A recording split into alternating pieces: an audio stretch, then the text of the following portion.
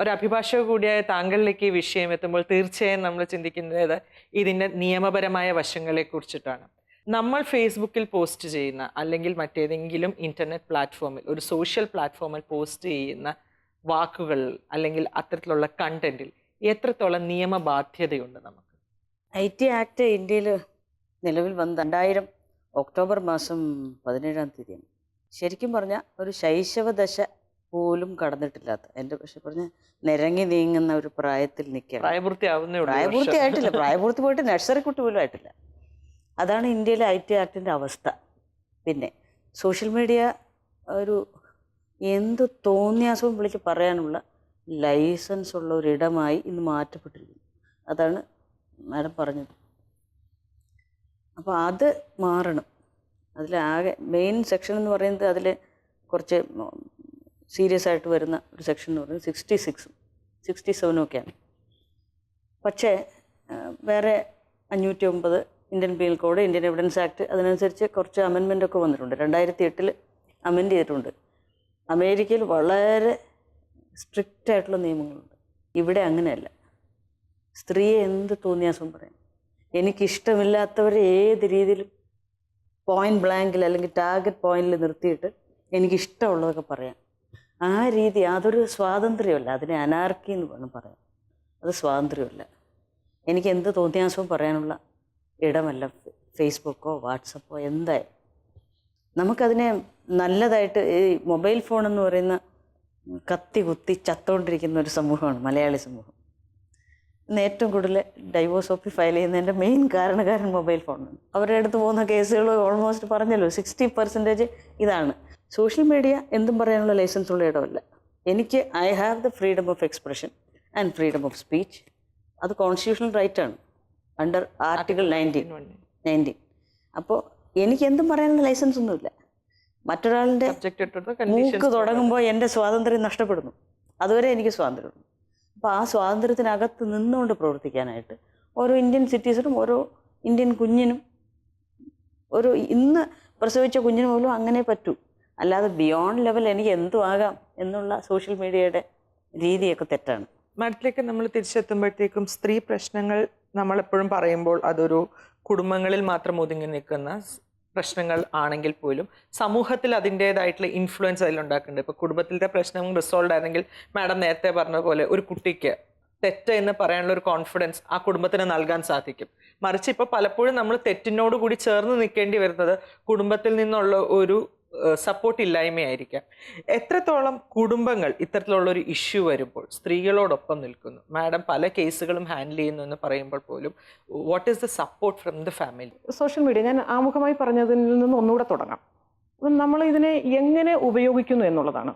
ഇവിടെ നമ്മളെല്ലാവരും വ്യത്യസ്തമായ അഭിപ്രായങ്ങൾ പറഞ്ഞു. ഇപ്പം സ്വാഭാവികമായിട്ടും കൂടുതലായിട്ട് ഉപയോഗിക്കുന്നത് സ്ത്രീകളാണ്. കാരണം സ്ത്രീകൾക്കാണ് കൂടുതൽ സമയം കിട്ടുന്നതും അവർക്കാണ് കൂടുതൽ അവരുടെ അഭിപ്രായങ്ങൾ തുറന്നു പറയാൻ വേദികൾ കിട്ടാത്തത്. അവർക്ക് അഡ്രസ്സ് ചെയ്യപ്പെടാൻ സ്ഥലവും അല്ലെങ്കിൽ സാഹചര്യങ്ങളും വളരെ കുറവാണ്. അതിലെല്ലാം ഉപരി നമ്മളിതിനെ ക്രിയാത്മകമായി നമുക്ക് ഉപയോഗിക്കാൻ കഴിയും. നമുക്ക് വേണമെങ്കിൽ ഭരണകൂട അഴിമതിക്കെതിരെ, അല്ലെങ്കിൽ സാമൂഹ്യ അസമത്വത്തിനെതിരെ, അനീതിക്കെതിരെ, അല്ലെങ്കിൽ വർഗീയതയ്ക്കെതിരെ, അല്ലെങ്കിൽ ലോകത്ത് നടക്കുന്ന ഭീകരതയ്ക്കെതിരെ, ഇന്ന് ലോകം മുഴുവൻ ഒരു അസഹിഷ്ണുതയിലൂടെ കടന്നു പോകുന്ന ഒരു വർത്തമാന കാലഘട്ടത്തിലൂടെയാണ് നമ്മൾ കടന്നു പോകുന്നത്. അത്തരത്തിലുള്ള അസഹിഷ്ണുത, അസമത്വം, അനീതി, ഭരണകൂട ഭീകരതകൾ മറ്റു രാജ്യങ്ങളിലൊക്കെ നമ്മൾ കാണുന്നുണ്ട്, നമ്മുടെ തൊട്ടടുത്ത രാജ്യങ്ങളടക്കം. അപ്പം അത്തരം കാര്യങ്ങളിലൊക്കെ എല്ലാ മനുഷ്യർക്കും അഭിപ്രായം പറയാൻ പറ്റില്ല. കാരണം നമുക്കറിയാം പല മാധ്യമങ്ങളും ഇന്ന് കോർപ്പറേറ്റ് മാധ്യമങ്ങളാണ്. ആ കോർപ്പറേറ്റ് മാധ്യമങ്ങൾക്ക് അവരുടേതായ ഒരു അജണ്ടയുണ്ട്. ആ അജണ്ടയിൽ ഈ രാജ്യത്തെ ജനങ്ങൾക്ക് മുഴുവൻ സംവദിക്കാൻ, അഭിപ്രായം തുറന്നു പറയാൻ, പ്രതിഷേധം രേഖപ്പെടുത്താൻ ഒന്നും അവസരങ്ങൾ കിട്ടില്ല. അപ്പം ഓരോ വ്യക്തിയുടെയും സ്വതന്ത്രമായ മാധ്യമമാണ് ഫേസ്ബുക്ക് അഥവാ സമൂഹ മാധ്യമങ്ങൾ എന്ന് പറയുന്നത്. ഓരോ വ്യക്തിയുടെയും സ്വതന്ത്രമായ മുഖപത്രം എന്ന് നമുക്കതിനെ വിശേഷിപ്പിക്കാം. അത്തരത്തിൽ നമ്മൾ അതിനെ കാണുകയാണെങ്കിൽ അതോടൊപ്പം തന്നെ നമ്മുടെ ചിന്താപരമായ കഴിവുകളെ, നമുക്കറിയാം എത്രയോ ചെറുപ്പക്കാരായ കുട്ടികൾക്ക് പാടാൻ ഒരു 4 വരി പാടി അവർ യൂട്യൂബിലിടുന്നു. അങ്ങനെ ഒരുപാട് പേർക്ക് അവരുടെ കഴിവുകൾ വളർത്തിയെടുക്കാൻ അവർക്ക് അവസരങ്ങൾ കിട്ടാൻ, അത്തരത്തിലേക്ക് അതിനെ ക്രിയാത്മകമായി നമ്മൾ ഉപയോഗിക്കപ്പെടുകയാണെങ്കിൽ ഒരർത്ഥത്തിൽ സോഷ്യൽ മീഡിയ നല്ലതാണ്. മറ്റൊരർത്ഥത്തിൽ ഇവിടെ അഡ്വക്കേറ്റ് സൂചിപ്പിച്ചതുപോലെ ഈ രാജ്യത്തെ എല്ലാ ജനങ്ങൾക്കും ഭരണഘടന വിഭാവനം ചെയ്യുന്ന അവരുടെ സ്വാതന്ത്ര്യമുണ്ട്, അവരുടെ സ്വകാര്യതയുണ്ട്. അപ്പം ഒരു വ്യക്തി അവരുടെ സ്വകാര്യത അല്ലെങ്കിൽ പങ്കുവെക്കുമ്പോൾ ആ സ്വകാര്യതയ്ക്ക് പിന്നിൽ ഇവിടെ മാഡം സൂചിപ്പിച്ചതുപോലെ അതിൻ്റെ പിന്നിൽ കടന്നു വരുന്ന കമൻറ്റുകൾ പലപ്പോഴും ഞാനൊക്കെ ഒരുപാട് രാത്രിയിലാണ് വീട്ടിലെത്തുന്നത്. വീട്ടിലെത്തിയിട്ട് 1 മണിക്കും 2 മണിക്കും ഒക്കെ ചിലപ്പം ഞാൻ ഓൺലൈനിൽ ഉണ്ടായിരിക്കും. അപ്പോൾ ചിലപ്പം അതിൻ്റെ അടിയിൽ വരും, ഉറങ്ങിയില്ലേ? അത് സ്ത്രീയുടെ ഒരു ചിത്രമാണെങ്കിൽ ഉറങ്ങിയില്ലേ, എന്തെടുക്കുന്നു, അല്പം ചാറ്റ് ചെയ്താലോ എന്ന് ചോദിക്കുന്ന മനുഷ്യൻ്റെ എവിടെയാണ് മാറ്റം വരേണ്ടത്? മനുഷ്യൻ്റെ ചിന്തകളിൽ മാറ്റം വരണം, അല്ലെങ്കിൽ അവരുടെ കാഴ്ചപ്പാടിൽ മാറ്റം വരണം, അവിടുത്തെ മനോഭാവത്തിൽ മാറ്റം വരണം. കാരണം സ്ത്രീക്കും ഇതൊക്കെ ആകാം എന്ന് ചിന്തിക്കുന്ന ഒരു സാമൂഹ്യപരമായ വ്യവസ്ഥിതിയും കാഴ്ചപ്പാട്. അപ്പം മനോഭാവത്തിലാണ് മാറ്റം വരേണ്ടത്. ഒരു പുരുഷനാണ് ഒരു 1.5 മണിക്കോ 2 മണിക്കോ ഓൺലൈനിലുള്ളതെങ്കിൽ ആരും ചോദിക്കില്ലല്ലോ, നിങ്ങൾ ഉറങ്ങിയില്ലേ, എന്തെടുക്കുന്നു, വീട്ടിൽ ആരുണ്ട് എന്ന് ചോദിക്കില്ല. മറിച്ച് ഒരു സ്ത്രീ ആണെങ്കിൽ, അപ്പം ഇന്നും സ്ത്രീയെ ഒരു ഉപഭോഗ സംസ്കാരത്തിൻ്റെ ഭാഗമായി കാണുന്നു. അല്ലെങ്കിൽ ഇവിടെ സൂചിപ്പിച്ചതുപോലെ സ്ത്രീയുടെ ശരീരം, അവളുടെ മനസ്സ്, അല്ലെങ്കിൽ അവളുടെ ചിന്ത, അവളുടെ ആഗ്രഹങ്ങൾ, അവളുടെ സ്വപ്നങ്ങൾ, അവളുടെ പ്രതീക്ഷകൾ, അതൊന്നും അല്ല കാണുന്നത്. അവളുടെ ഒരു ശരീരം, അവളുടെ ശരീരത്തെ മാത്രം കാണുന്ന ഒരു വിഭാഗം ഉണ്ട്. അവരാണ് ഈ സോഷ്യൽ മീഡിയയിൽ ഇത്തരത്തിലുള്ള അതിക്രമങ്ങൾ കാണുകയും അങ്ങനെയുള്ള ആളുകളുടെ കൈകളിലാണ് നമ്മുടെ സ്ത്രീകൾ ചെന്ന് ആ ചതിക്കുഴികളിലാണ് പെടുന്നത്. ഇവിടെ ഇപ്പം സ്ത്രീകൾക്ക് ഇത്തരത്തിലുള്ള അനുഭവങ്ങൾ ഉണ്ടായാൽ, നേരത്തെയൊക്കെ നമുക്കറിയാം, നമ്മളിപ്പോൾ ഒരു ബസ്സിൽ യാത്ര ചെയ്ത് കഴിഞ്ഞാൽ ഒരു പെൺകുട്ടിയെ ആരെങ്കിലും ഒന്ന് തോണ്ടിക്കഴിഞ്ഞാൽ അത് ആ പെൺകുട്ടി മാത്രം, പലപ്പോഴും നമ്മളത് പ്രതികരിക്കില്ല. പെൺകുട്ടി ഇങ്ങനെ വളരെ വിഷമിച്ച് വേദനിച്ച് കടിച്ച് പിടിച്ച് അവൾ നിൽക്കുന്ന ഒരവസ്ഥയുണ്ടായിരുന്നു. പക്ഷേ ഇപ്പോൾ കുറച്ചുകൂടി അവർ പ്രതികരിക്കാൻ അവർ തയ്യാറായിട്ടുണ്ട്. കാരണം സപ്പോർട്ട് കിട്ടുന്നുണ്ട്. നേരത്തെ ഒരു 15 വർഷത്തിന് മുമ്പ് ഉണ്ടായതിൽ നിന്ന് നമ്മൾ ഇങ്ങോട്ട് വന്നു കഴിഞ്ഞാൽ ഇപ്പം നല്ല സപ്പോർട്ട് കിട്ടുന്നുണ്ട്. കാരണം ഒരാൾ ചെയ്തത് തെറ്റാണ് എന്ന് മനസ്സിലാക്കിയാൽ പോലും അത് സംഭവിച്ചു പോയി, അവർക്ക് നമ്മൾ സപ്പോർട്ട് കൊടുക്കണം എന്ന് നമ്മുടെ ഒരു കാഴ്ചപ്പാടിൽ നല്ല മാറ്റം വന്നിട്ടുണ്ട്. അത് നിയമവ്യവസ്ഥയുടെ ഭാഗത്തു നിന്നായാലും സമൂഹത്തിൻ്റെ ഭാഗത്തു നിന്നായാലും സ്ത്രീകളുടെ ഭാഗത്തു നിന്നായാലും പുരുഷൻ്റെ ഭാഗത്തു നിന്നായാലും ഒക്കെ ഒരു സപ്പോർട്ട് കിട്ടുന്നു എന്നുള്ളത് കൊണ്ടാണ്. അവിടെയാണ് നമ്മൾ മറ്റൊരു കാര്യം മനസ്സിലാക്കേണ്ടത്. അത് ഇന്ത്യയിൽ, കേരളത്തിലാണ് കൂടുതൽ കിട്ടുന്നത് എന്നുകൂടി നമ്മൾ മനസ്സിലാക്കണം. കാരണം നമ്മൾ പറയും സ്ത്രീകൾക്കെതിരെയുള്ള അതിക്രമങ്ങൾ അല്ലെങ്കിൽ സ്ത്രീക്കെതിരെയുള്ള പീഡനങ്ങളൊക്കെ ഏറ്റവും കൂടുതൽ നടക്കുന്നു എന്ന് പറഞ്ഞുകൊണ്ട് കേസുകൾ രജിസ്റ്റർ ചെയ്യപ്പെടുന്ന എണ്ണ അഡ്വക്കേറ്റിനറിയാം. എണ്ണ എടുക്കും നോക്കുമ്പോൾ സ്ത്രീകൾ കേരളത്തിലാണ്. പക്ഷെ അത് എന്തുകൊണ്ടാണെന്ന് പറഞ്ഞാൽ ഒരു സ്ത്രീക്കെതിരെ ഒരു ചെറിയ രീതിയിലെങ്കിലും അവൾക്ക് ഇഷ്ടമില്ലാത്ത അരോചകമാകുന്ന ഒരു പ്രവൃത്തി ഉണ്ടായിക്കഴിഞ്ഞാൽ അവൾ പ്രതികരിക്കാൻ അവൾക്ക് കഴിയുന്നു, അവൾക്ക് സപ്പോർട്ട് കിട്ടുന്നുണ്ട്, അവൾക്ക് ഇവിടുത്തെ നമ്മുടെ നിയമവ്യവസ്ഥിതിയിൽ അവൾക്ക് പരിരക്ഷ കിട്ടുന്നുണ്ട്, അതുപോലെ എല്ലാ മേഖലയിൽ നിന്ന് കിട്ടുന്നുണ്ട്. അപ്പം അതുകൊണ്ട് തന്നെ അവൾ അത് കേസ് രജിസ്റ്റർ ചെയ്യാൻ അല്ലെങ്കിൽ അത് പുറത്ത് പറയാനുള്ള ധൈര്യം അവൾ കാണിക്കുന്നത് കൊണ്ടാണ് നമ്മൾ എണ്ണം കൂടുന്നത്. മറിച്ച് മറ്റ് സംസ്ഥാനങ്ങളിൽ എത്ര പീഡനം സഹിച്ചാലും ഇതൊക്കെ സ്ത്രീ ആയതുകൊണ്ട്, ഞാൻ പറയും സ്ത്രീ ആയതുകൊണ്ട് നിങ്ങൾ ഇത് അനുഭവിക്കേണ്ടി വരിക എന്ന് പറയുന്ന ആ ഒരു മനോഭാവത്തോടാണ് ഞങ്ങൾക്കൊക്കെ എതിർപ്പുള്ളത്. സ്ത്രീ ആയതുകൊണ്ട് അവളും മനുഷ്യനാണ്, അവളും മജ്ജയും മാംസവും വികാരങ്ങളും ചിന്തകളും ആഗ്രഹങ്ങളും ഒക്കെയുള്ള ഒരു മനുഷ്യ സ്ത്രീയായിട്ട് അവളെയും കാണാൻ കഴിയുന്ന സ്ത്രീയിലേക്ക് മനുഷ്യരുടെ മനോഭാവത്തിൽ മാറ്റം വരണം. പക്ഷെ പൊതുവെ ഇപ്പം നല്ല സപ്പോർട്ട് കിട്ടുന്നുണ്ട്. ഞങ്ങളും അത്തരത്തിലുള്ള സ്ത്രീകൾക്ക് സപ്പോർട്ട് കൊടുക്കുന്നുണ്ട്. ഒപ്പം തന്നെ കൂട്ടത്തിൽ പറയേണ്ടിയിരിക്കുന്നു, നമ്മുടെ സ്ത്രീകളുടെ ഭാഗത്തു നിന്ന് തന്നെ ചില കുഴപ്പങ്ങളുള്ള സ്ത്രീകളും ഉണ്ട്. ഇല്ലാന്ന് പറയാം. നമ്മൾ പറയുമ്പോൾ മൊത്തത്തിൽ പറയണം. നമ്മളൊരു ഒരു ഒരു ഒരു എന്താ പറയുക, ഒരു ഫെമിനിസ്റ്റ് അതെ, നമ്മളൊരു സമൂഹത്തിന്റെ 2 വശങ്ങളാണ് സ്ത്രീയും പുരുഷനും. അല്ലെ, ആ വിഷയത്തിലേക്ക് തിരിച്ചു വരാം. അതിന് മുമ്പ് മാധ്യമങ്ങൾ സ്ത്രീ വിഷയങ്ങൾ കൈകാര്യം ചെയ്യുന്ന രീതി, അല്ലെങ്കിൽ മുഖ്യധാരാ മാധ്യമങ്ങൾ എടുക്കാൻ മടിക്കുന്ന ചില വിഷയങ്ങൾ, അത് സോഷ്യൽ മീഡിയയിലൂടെ അല്ലെങ്കിൽ വുമൻസ് റൈറ്റ്സിന് വേണ്ടി സോഷ്യൽ മീഡിയ കൂടുതൽ നിലനിൽക്കുന്നുവെന്ന് ലോകത്ത് അങ്ങോളം ഇങ്ങോളം ഉള്ള ആൾക്കാർ ഇപ്പോൾ ധൈര്യസമേതം ഉറച്ച ശബ്ദത്തിൽ വിളിച്ചു പറയുന്ന ഒന്നാണ്. നമ്മൾ കാണുന്ന മീ ടു ക്യാമ്പയിനുകൾ അല്ലെങ്കിൽ വുമൻസ് റൈറ്റ് #മൂവ്മെന്റ്സ്, ഇങ്ങനെ പല രീതിയിലും. അത്തരത്തിൽ വരുമ്പോൾ സത്യത്തിൽ സ്ത്രീകളുടെ അവകാശങ്ങൾ കൂടുതൽ ജനങ്ങളിലേക്ക് എത്തിക്കാൻ ഉതകുന്ന ഒന്നാണോ സോഷ്യൽ മീഡിയ എന്ന് മാഡത്തിന് തോന്നിയിട്ടുണ്ട്? ഞാൻ അതിനോടും യോജിക്കുന്നു. ഒന്നാമത് നമ്മളെ ശരിക്കും പറഞ്ഞാൽ ഈ സമൂഹത്തിൻ്റെ പുറത്ത് കാണുന്ന ആ സമൂഹത്തിൻ്റെ ഒരു പരിച്ഛേദം തന്നെയാണ് ഈ സോഷ്യൽ മീഡിയകളിലും കാണുന്നത്.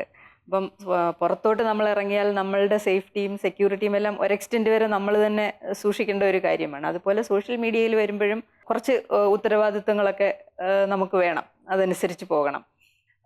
ഈ പാട്രിയാർക്കൽ ആയിട്ടുള്ള ഒരു സൊസൈറ്റിയിൽ ശരിക്കും പറഞ്ഞാൽ സ്ത്രീകളെ സംബന്ധിക്കുന്ന പല കാര്യങ്ങളും നെഗറ്റീവായിട്ടുള്ള ഒരു ഇതാണ് നമ്മൾ അല്ലാത്ത മീഡിയയിലോ അല്ലെങ്കിൽ നമ്മുടെ സൊസൈറ്റിയിലോ കണ്ടുകൊണ്ടിരിക്കുന്നത്. പക്ഷേ ഈ ഒരു സോഷ്യൽ മീഡിയയിൽ വരുമ്പോൾ നമുക്ക് കുറച്ചും കൂടി സ്വാതന്ത്ര്യം കിട്ടുന്നുണ്ട്.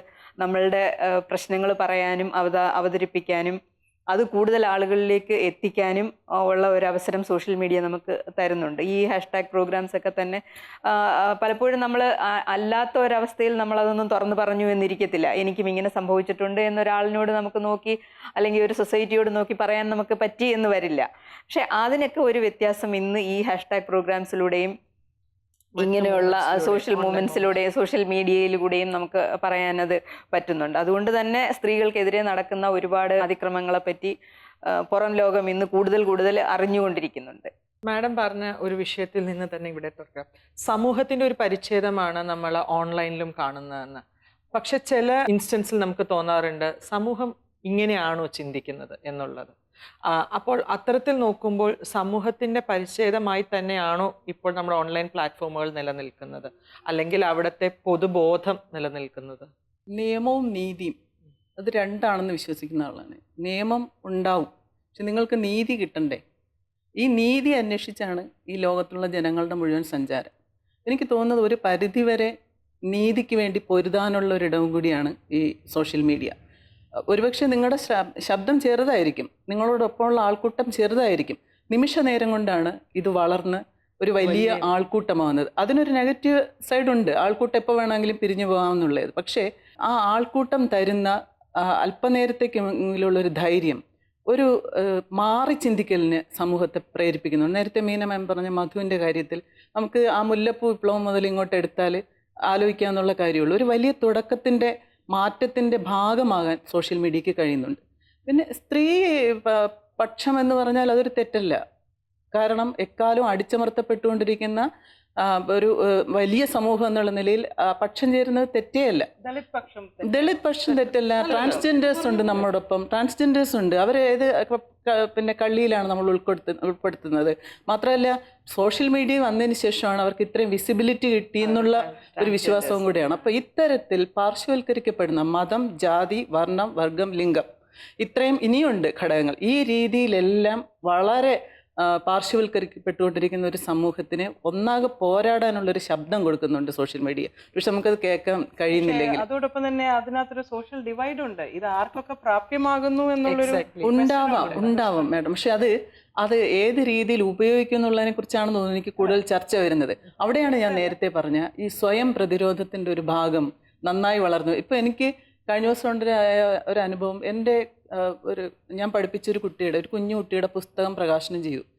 ഞാനൊരു ഫോട്ടോഗ്രാഫറല്ല, വൈദഗ്ധ്യം ഇല്ലാത്ത ആളാണ്. അപ്പോൾ ഈ ഫോട്ടോ എടുത്തതിൽ ആ കുട്ടിയുടെ അമ്മ, അച്ഛമ്മ, കുട്ടിയൊക്കെ നിൽക്കുന്ന ചിത്രമാണ്. ഈ പ്രകാശനം ചെയ്യുന്ന ആൾ അവർക്ക് നേരെ ആ കുട്ടി എഴുതിയ പുസ്തകം പിടിച്ചുകൊണ്ട് നിൽക്കുന്നു. എനിക്കത് ആ സമൂഹത്തിന് വലിയ കാര്യമാണ് അത്തരം ഒരു കുഞ്ഞു കുട്ടിയുടെ പുസ്തകം പ്രസിദ്ധീകരിക്കുക എന്ന് പറയുന്നത്. പക്ഷേ അതിൽ പെട്ടെന്ന് വന്നൊരു കമൻറ്റ്, നിങ്ങളിത് ആർക്ക് വേണ്ടിയാണ്, ആരെ പ്രീണിപ്പിക്കാൻ വേണ്ടിയാണ് പോസ്റ്റ്? ഉടനെ അത് വർണ്ണത്തിലേക്കും വർഗത്തിലേക്കും സാമ്പത്തിക അസമത്വത്തിലേക്കും മാറുകയാണ് ആ ഒരു ചെറിയ ഫോട്ടോഗ്രാഫ് എന്ന് പറയുന്നത്. അപ്പോൾ തൊട്ടടുത്ത് വന്ന അതിനെ എതിർത്തുകൊണ്ടുള്ള കമൻറ്റുകൾ, അതിൽ കൂടെ ഒരു വലിയ കാഴ്ചപ്പാട്. അവസാനം ഈ ആദ്യം കമൻ്റ് ഇട്ട ആൾ, ഞാൻ അത് മനസ്സിലാക്കിയില്ല, നിങ്ങൾ എന്നോട് പിന്നെ ഇത്രയാണ് ആ ചിത്രം സംസാരിക്കുന്നതെന്ന് മനസ്സിലാക്കി തന്നതിന് നന്ദി എന്ന് പറഞ്ഞിട്ട് തിരിച്ചറിവിൻ്റെ ഒരു ഭാഷയിലേക്ക് മാറാൻ പ്രേരിപ്പിക്കുന്ന, വളരെ പെട്ടെന്ന് നമുക്ക് ആക്സസ് ചെയ്യാൻ പറ്റുന്ന ഒരു മീഡിയ സോഷ്യൽ മീഡിയ തന്നെയല്ലേ? അത്തരത്തിലുള്ള political divide, political in the sense thought പ്രോസസ്സിൽ ഡിവൈഡ് ഉണ്ട്. ഇപ്പോൾ ചില ഘട്ടങ്ങളിൽ മാത്രമല്ലേ അത് റിസോൾവ് ചെയ്യപ്പെടുന്നു എന്നുള്ളൊരു സംശയം നിലനിൽക്കും. ചില ഘട്ടങ്ങളിൽ അതൊരു നെവർ എൻഡിങ് വഴക്കിലേക്ക്, ഒരു സൈബർ വാറിലേക്ക്, അതായത് തന്നെ ശിഥിലമാകുന്ന രീതിയിലുള്ള വഴക്കുകളിലേക്ക് പോകുന്ന ഇൻസ്റ്റൻസുകൾ അങ്ങനെ ആകാതെ നിർത്തേണ്ടടുത്താണ് ഒരു രണ്ട് മനുഷ്യരുടെ അല്ലെങ്കിൽ ആ ഒരു കൂട്ടം ധാർമ്മികമായ കഴിവ്, ആ എബിലിറ്റി, ആ കഴിവാണ് അവിടെ നമുക്ക് വേണ്ടത്. അതിലേക്കുള്ള ഒരു സാക്ഷരത, എനിക്ക് തോന്നുന്നു ആ സാക്ഷരതാ ഘട്ടം കഴിഞ്ഞു. ഇപ്പോൾ ഒരു വലിയ മൂവ്മെന്റ് ആയിട്ട് അത് വളരുകയാണ്.